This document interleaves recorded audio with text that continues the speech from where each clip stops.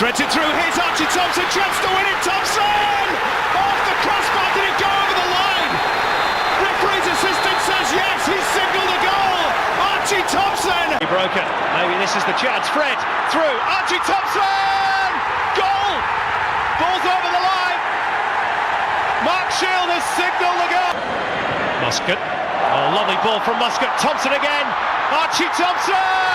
3-0, and maybe that will bring the championship to Melbourne. Archie Thompson has a hat-trick. Hello everyone and welcome back to another episode of the Newey Jets Football Podcast. Today I'm lucky enough to be joined by a guest who has won over 3 A-League titles and especially has scored 5 goals in a grand final. So without further ado, I'd like to introduce Archie Thompson. Archie, thanks for coming on. Nah, thanks for having me, Harry. I appreciate it. Let's get straight into it. Before we get into your playing career, the Victory versus Jets. I'm a Jets fan on the weekend. Victory got the win. What have you made of Melbourne Victory so far? I think they've been pretty good, to be honest. There wasn't much expectation, I think, coming into the season, but it's funny when you don't see much of a team in pre-season. They've obviously worked on a lot of things, so they're looking great. And Bruno Fornaroli scores 4 goals in a match. That's pretty outstanding. But it was just a funny game. Like, you guys took the lead, then we got one back, and it was just sort of to and fro. But I guess for Melbourne Victory, they took their opportunities. I don't know, Harry. How did you see the game? Yeah, I thought obviously Victory come back after an early goal from the Jets. But I thought, as you said, Bruno Fornaroli was just too good for us at the end of the day. And what a win for the Victory in front of a huge crowd. Yeah, massive. And what about your boys? How do you think the Jets have started this year? Yeah, well, obviously with a new coach, Rob Stanton, I think Yes, he's got them playing different football to what we were last year. And I think obviously we've got a few young players like Clayton Taylor, who obviously scored 2 goals on the weekend, Lockie Bayliss. There were some promising signs, but I think our defence is similar to last year, letting in a lot of goals. and Taylor, is that Taylor a Newey boy? No, I think he come from Sydney, from where Rob Stanton was. Okay. Well, I think he's only started 2 A-League games and he's got 2 goals. Yeah, correct. That's pretty cool for Newey. Yeah, and we're seeing lots of young players come in. But to your career yourself? Oh, sorry, mate. I get carried away. I want to hear about you. But yeah, you tell me, man. Tell me. No, you're all right. So to your career growing up, what made you want to play soccer? Well, for me, I think it was because my dad really loved it. That's the reason why I wanted to play, because it was something that we could do together, and it was good to be able to spend some time with my dad, because I come from a big family. He was working all the time, and so whatever little time that I got with him, I wanted to do something that we both loved and that he especially loved. So that's how I got into football, and I just happened to be not too bad at it. And I have a lot of brothers and sisters, and most of my childhood was getting in the car and spending a whole weekend away playing football at our local club, or traveling around the local area. And now I think, well, God, how is it now? 30 years on, my mum, my sister are still part of that local club. My niece plays in that team now, Twin City Wanderers. So yeah, man, that's where it started. And I wanted to spend time with my dad and do things that he loved, and it went on from there. Well, what a career you've had. Let's go to the Victory. First, how did it come about to get into the first team at Melbourne Victory? I want to first of all ask, mate, what made you decide to do a podcast on Newey? I think I just try to grow the Australian game and just show passionate for the league, and yeah. Oh man, so you're a passionate fan. You want to spread love for the game. I like that, Harry. I think that's what we all want to do. We want all our young boys to, all our young fans to be able to do stuff that you're doing. That's awesome. Yeah, man. Melbourne Victory started for me when I was overseas, and I was having a really good season in Belgium. My old coach, Ernie Merrick, I think that coached your guys to a grand final. He brought me back, and I actually thought that being in Europe and then coming back to Australia was a decision that I don't think was going to be a good one. But at the time, I thought, why not give it a go? And I realise now, when I look back, that that was probably one of the best moves I ever made, because I got involved with Melbourne Victory. We were number one club in Australia for a long time, and here, especially in Melbourne. And I'm lucky now that I'm able to go into the media, do other things because of my time here in Australia. So it was a great move. Well, I'm sure when we were going to do this podcast, I'm sure this question was going to come up. 5 goals in a grand final. But the lead up to the game, I sort of want to talk about that before we get into the goals. Were you nervous at all leading up to the grand final? Yeah, I was always nervous, I think, because I don't think I was really nervous for that game, because I really had this amazing feeling, or I even said it in the press conference the week leading into that game, that I was going to score a hat trick, and I really, really believed it. I was manifesting it. I woke up believing that it has already happened. So for that game, I wasn't nervous, because I just knew that something special was going to happen. But I will say that every single game that I've ever played, I've walked on feeling really nervous and scared, because you don't want to be that person that misses an opportunity. You don't want to be that person that lets your team down, lets your fans down. So there was always this, nervousness, fear about making mistakes. And so I would always say I was nervous. But for that game, I wasn't. And what about the 5 goals? Were you really expecting 5? Well, I said 3, but I got 5. So, I got it wrong, Harry. I got it wrong. Even the great Archie can get it wrong. No, so I wasn't expecting to get 5. I was expecting to get 3, but it was funny. It was one of those games where I don't know if you've seen it, Harry. Have you watched that game, or have you just seen the goals? Yeah, just the goals. Yeah. So I was really in the right place at the right time. I didn't really have to do too much. My gosh, who was it that? It's totally skipped my mind now. Fred. Yeah, Fred was the one that assisted most of my goals, and I just was in the right place at the right time. Well, how about the commentating? You've been in it for a few years now. How did the transition to being a football player to media happen, and did you have it in mind before finishing your playing career? Well, put it like this, Harry. Just say that you wanted to take up golf, right? And I'm trying to think of it like how it could be, but just say that you wanted to play golf, and you didn't practice, you didn't train, you just thought that you could go out onto the golf course and shoot an unbelievable round. You probably don't understand golf, but if it's like, even basketball, let's just say you wanted to play basketball, you wanted to play in the NBA, and you got to the NBA without even practicing, do you reckon you're going to do any good? Probably not. No, well, that's exactly how I went into the media, because I thought that because I know football, I've played it all my life, I know how the game is played, I know what the players are thinking, I know how I would be thinking in certain situations, I know how the pressure of the game can be.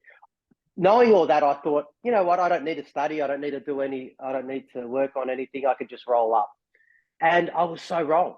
I was so wrong. And because I needed to study, I needed to learn, I needed to know how things worked, just as I did when I was playing football. I would, even though I was quite good at it, I still went and I practiced and practiced and practiced, knowing that when it came game day, I was going to be ready to rock and roll. I didn't do that with the media early on, and you know what? I got a bit of stick from it. I had a lot of people kind of saying, "Oh, Archie doesn't know what he's doing." Doesn't so that upsets you, because you always want to do the best that you can, and I probably didn't do it in terms of being professional and learning, but I still was trying my best. So that hurts. That hurt a little bit, but I realised that I really love being in the media. I love the camera. I can't stop talking when I'm in front of it. I don't know about you, Harry, if this is the sort of field that you want to be, but when I rocked onto a football pitch, I was so excited, man. Like I had so much excitement, so much adrenaline. Now, when I step out in front of a camera, the same sort of thing lights up inside of me. I don't know what it is. It's just being creative. It's just being expressive. It's been being able to be free and have fun, and that's what I love. And that's what and the media. That's what I'm trying to do now, and I enjoy it. Sometimes I get things wrong, as we do, but hopefully I'll learn quicker from them. Well, on the topic of media, the A-League. Is that? Do you want to go into media? Hey. Yeah, I'm definitely thinking about it. Well, mate, I'm telling you that your questions, the way you're operating, the setup, you're well on the way, mate. That's perfect. Thank you. So to the A-League, one thing I wanted to touch on with you is the grand final decision has been scrapped, and we have a new Unite round which will be held in Sydney. What do you make of this decision? Well, are you going to go watch one of those games? Yeah, I've already got the trip planned. But so it's working, man. We're getting Harry down. We're getting all the fans to go watch. I definitely feel like the decision's probably a lot better than what the decision they made about having a final in Sydney. I could understand that maybe they were trying to think outside the box, trying to maybe bring money in. But you don't need to know about all that sort of stuff, Harry. You're still young. You just got to enjoy it. When you get a little bit older, you've got to tackle that. But I think now that it's going to be whoever hosts it is the ones that win it, which is how it should be. Because I felt a little bit sorry for Melbourne City, who were outstanding all year, and then they had to travel to Sydney to play their grand final. And and majority of the fans were Central Coast Mariners. So it makes it a lot more difficult. But the Unite round is amazing because we've seen it with the rugby. I don't know if you're a rugby fan. You have to be being a Newey. Yeah, a little bit of rugby.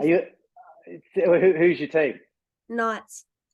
Of course it's the Knights. Well, I'm a Storm, being in Melbourne. Yeah. But you see when they had that. What did they call that round when they had it up in Queensland? Magic round, yeah. Mate, see, look, you see how you got your knowledge. Knowledge is power, brother, when it comes to the media stuff. So if you're wanting to get in this, you've got to get all your knowledge.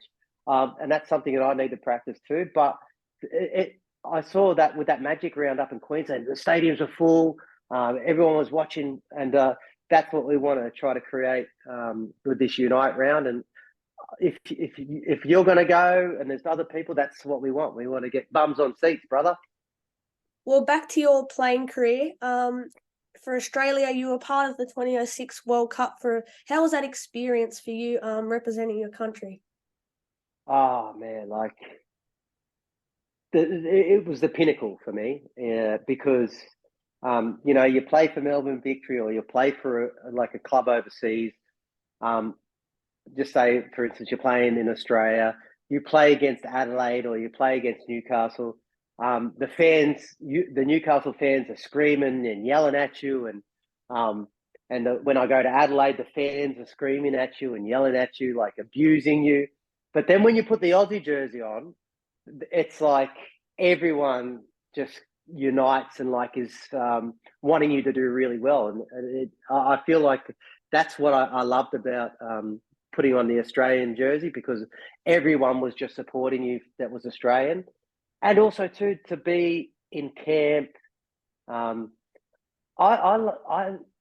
for a long time early when I was in the Socceroos set up in the squad, we weren't even really we were excited that the games were going to get played, but we were excited that we were going to just see each other because we were all over the world. We were all close mates. And whenever we got a week here or a couple of days there, it was an opportunity to catch up, have a laugh, play the game, but then, but just see how everyone's doing. And that's what I loved about the Socceroos. I loved it. Well, just to finish off, I've got a few quick fire sort of general questions. Oh, I like the quick fire, So the first one is, who's the best player you've ever played against and with? Oh, best player I've ever played against. Oh, well, I played against Messi when we played him in a friendly, and I thought he was amazing. But I played against Messi a few times, and that guy is incredible. Um, so I'd have to say those two were pretty good. um, yeah, and the best player I played with, man, there's been so many. Like I could say Carlos Hernandez, Fred. Um, I could even say Guy Finkler. I could say Marius Mutu as a guy I played in Belgium with. There's Tim Cahill, Harry Kuehl, Mark Viduka. You know, everyone is unique. Everyone has a different style, which I loved, and so I can't really put I can't really say who, but I will say Mark Viduka was pretty special. You know who Mark Viduka is? Is it the goalkeeper? No. Oh, Wait, I actually can't mate, remember. he's a legend of Australian football. He was our 2006 World Cup captain. Yeah, I'm thinking of Schwarzer. No, that's the wrong. Yeah. Oh, Mark Schwarzer, yeah, played with Schwarzer. He's a good boy too. We used to always we always used to muck around with him because of his age. He was like about 10 years older than everyone. He's like an old man. But yeah, Mark Viduka, legend. The next question is, where was your favourite away ground to play at in the A-League? Oh, definitely not Newcastle. That was always hard to go to. Newey was such a hard place to play. I would say Sydney FC. Sydney FC and Adelaide United. And who is your favourite EPL team? Oh, mate, the Gunners, brother. Hey, hang on. What's that shirt up on the right there? Is that the Newcastle top? Or your left and right? That one's Yengi shirt from the Jets. Oh, wow, cool. And then that's Jack Duncan, the goalkeeper. Oh, Jack Duncan. Okay. Well, mate, I'm a Gunners supporter. I don't know who your team is. Yeah, Liverpool. Oh, okay. Who's Liverpool playing? Oh, they're playing Bournemouth. Yeah. No, Luton. Are they playing Luton? Yeah, Luton, yeah. Yeah. Cool. Yeah. How good's Mo Salah? I love Mo Salah. Yeah, he's unbelievable. Oh, he is like the Egyptian magician. The last question, which is a very interesting one. I'm interested to hear your thoughts. What's your most memorable moment in football? That's a tough question, my man. Most memorable. Oh, I've had too many. I would say the times that like a memorable one when I walked out into the grand final with my son and my daughter. That was pretty special. I think that's a special one. Any game that has anything to do with my family or friends, they were all pretty special. Well, Archie, that wraps it up for today. I can't thank you enough for coming on and sharing some of your memories in football. Oh, Harry, mate, it's been a pleasure, brother. I really, really appreciate it, and I hope you get some more players on. Who have you got on so far? We've had Reno Piscopo, Cassini Yang. Oh, I love Reno Piscopo. He's a great player. Yeah, we've had and I tell you what, Yangi's doing well in Portsmouth too. Yeah, I've got his jersey on right now. Oh man, he's killing it. Yeah, good job. We most recently caught up with Brandon O'Neill too. Oh, he's such a beautiful guy. He's a beautiful guy. Yeah. Oh man, you get some good names there, brother. Yeah, but thank you to you for coming on today and sharing some of your memories in football. My pleasure, man. My pleasure. Thank you.